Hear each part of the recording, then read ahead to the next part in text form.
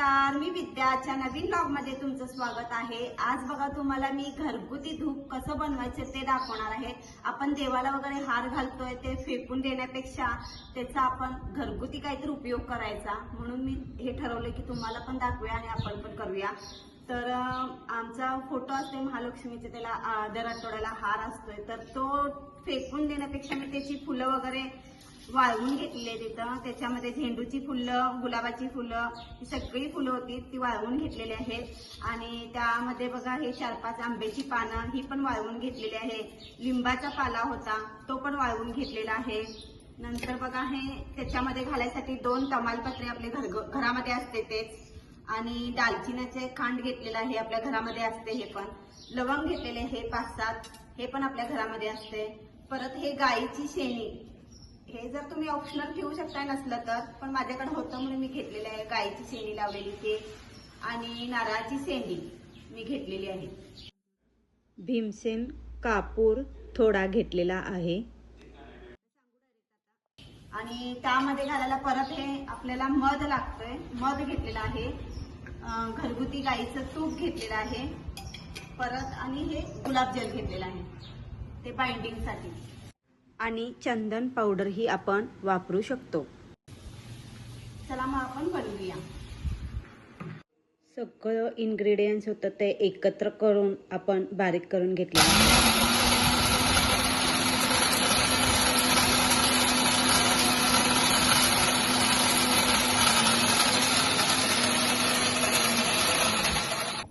मस्त असं fine powder झालेली आहे। मी कापूर, दालचिनी, परत लवंग, आपलं सगळं सामुग्री होती ती घालून बारीक केलेली आहे।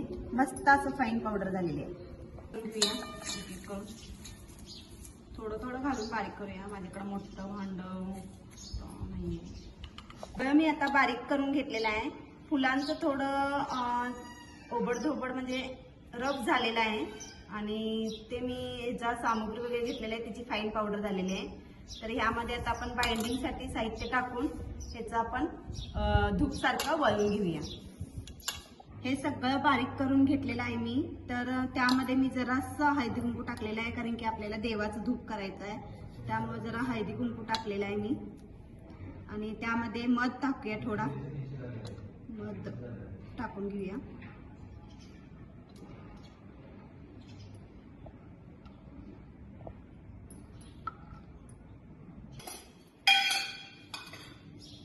आता तूप घालूया, आपल्याला जेवढं बाइंडिंगला लागते त्या पद्धतीने घालूया। आता मी 1 चमचा आणि थोडा घालू।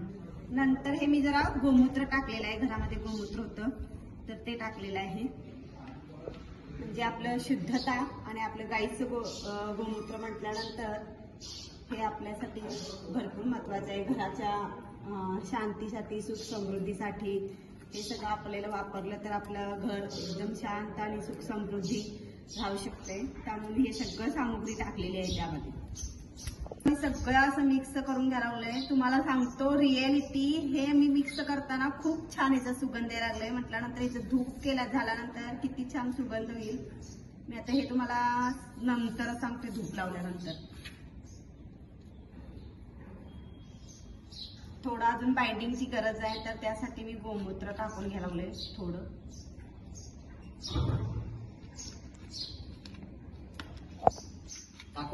ते दे गुलाबजल दे, गुलाबजल कसं लागल तसं मी घालायला लागले। त्याचं बाइंडिंग कसं होतं तसं बघूया आता, बाइंडिंग होते काय का, हाताला असं जरा करून बघायचं होते काय बाइंडिंग, सगळं अजून पाहिजे। आपण थोडं अजून तूप टाकू याच्यामध्ये बाइंडिंगसाठी।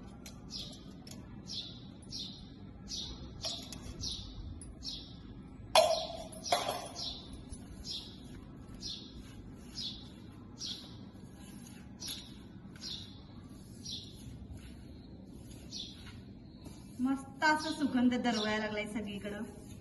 धूप लावल्यानंतर किती छान वास येईल।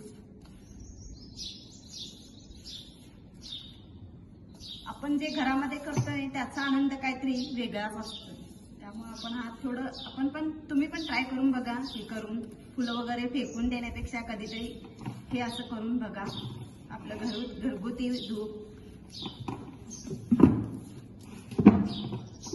हे सगळं असं घेतल्यानंतर त्याचं असं त्रिकोणी मी शेप आकारा त्याचे धूप बनवून घ्यायला लागले.